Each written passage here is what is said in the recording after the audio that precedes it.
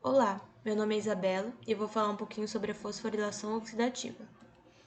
A fosforilação oxidativa é um processo em que a energia obtida por meio da degradação das moléculas provenientes dos alimentos, como a glicose, é convertida em ligações nas moléculas de adenosina trifosfato, o famoso ATP.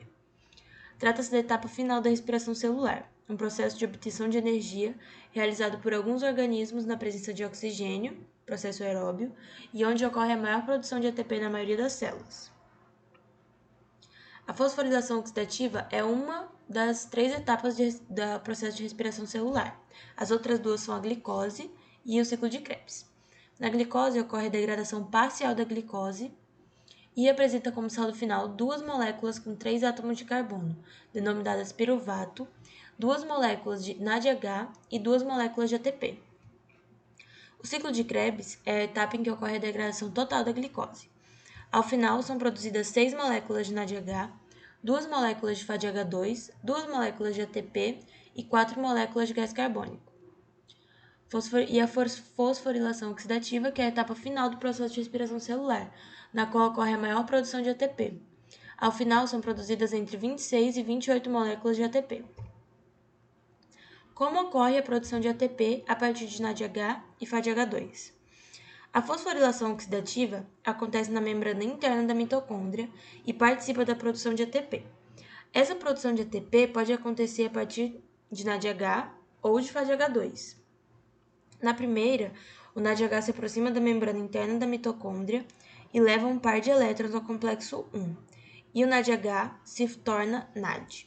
O complexo 1 utiliza energia proveniente desse par de elétrons para bombear 4 hidrogênios para o espaço que fica entre as membranas interna e externa da mitocôndria.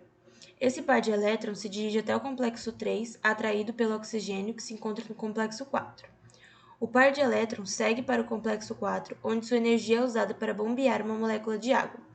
A partir daí, os hidrogênios que foram bombeados para o espaço intercostal da membrana vão ser atraídos para o espaço da membrana interna, voltando pelas cargas negativas do lado oposto. A molécula de ATP, então, se dirige para o citoplasma, passando pelo antipórtex. Na geração de ATP por FADH2, acontece da mesma forma. O FADH2 irá levar o par de elétrons até o complexo 2. Com isso, o FADH2 se tornará apenas FADH. A partir do complexo 2, o par de elétrons é atraído para o complexo 3, onde irá bombear 4 hidrogênios. Depois, o FADH será atraído para o complexo 4, onde irá bombear 2 hidrogênios. O par de elétrons vai se juntar com o oxigênio e formar H2O, que é água. Assim como na produção de ATP por NADH, os hidrogênios que foram bombeados para fora vão começar a ser atraídos para dentro através das cargas negativas. Um hidrogênio volta pelo carregador fosfato, trazendo um fosfato inorgânico, e 3 hidrogênios entram pela ATP sintase. Quando eles passam por ela, a ATP sintase gira e então une um ADP com um fosfato inorgânico e forma um ATP. O processo se repete até serem usados todos os 6 hidrogênios que foram bombeados. No final desse processo, é produzido um ATP e meio.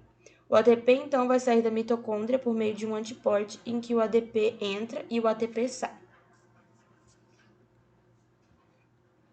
Obrigada.